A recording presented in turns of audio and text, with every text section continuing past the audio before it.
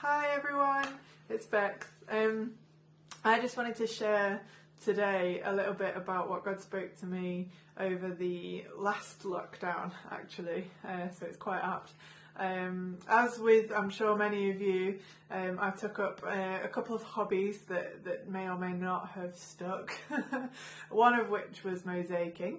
So I have here, I bought a little pack online, and this took forever. It took a lot longer than I thought it was going to, but here's the finished product, and yeah, lots of blues, greens and reds.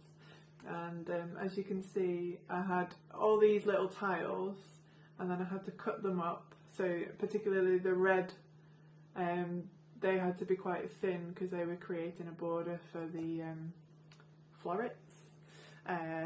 Maybe, sure. So yeah, so I had to cut each individual tile up depending on where it was going to go. And as I was doing it, I felt God speak to me, you know, because sometimes I think we often will disqualify ourselves because of our brokenness or because of, you know, something that may have happened to us, or even because of who we are. We think, you know, I'm not good enough, or, you know, someone else can do it better, someone else may fit better.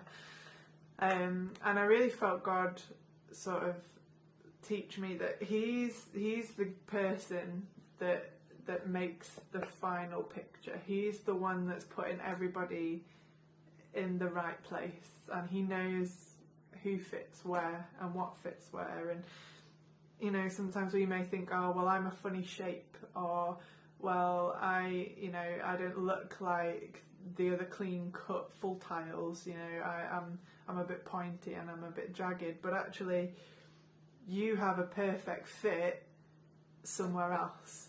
So like the jaggedy ones are the ones that I cut wrong by accident. I kept them because I knew that they would be perfect for the other florety bits.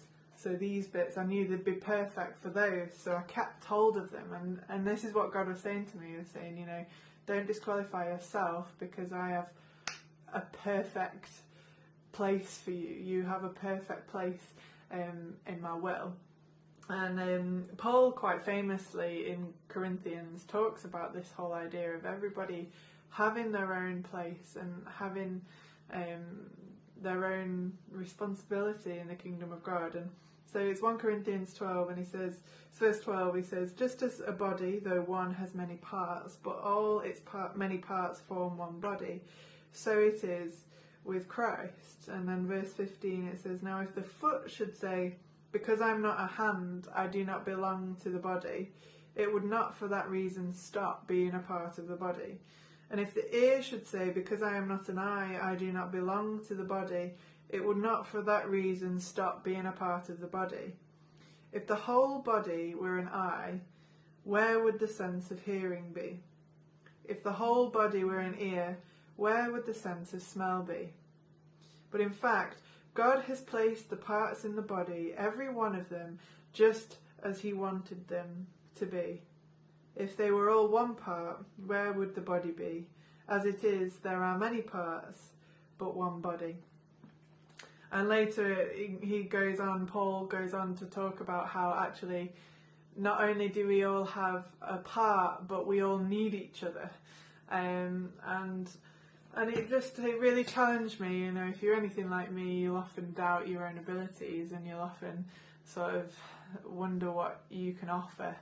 But I just wanted to remind you today that you have something to offer. God has a perfect place for you, and don't underestimate what he can do through you and in you. So yeah, that's just my thought for the day. Be blessed, and in all of this lockdown scenario, stay connected with each other. And God bless you all. Love you.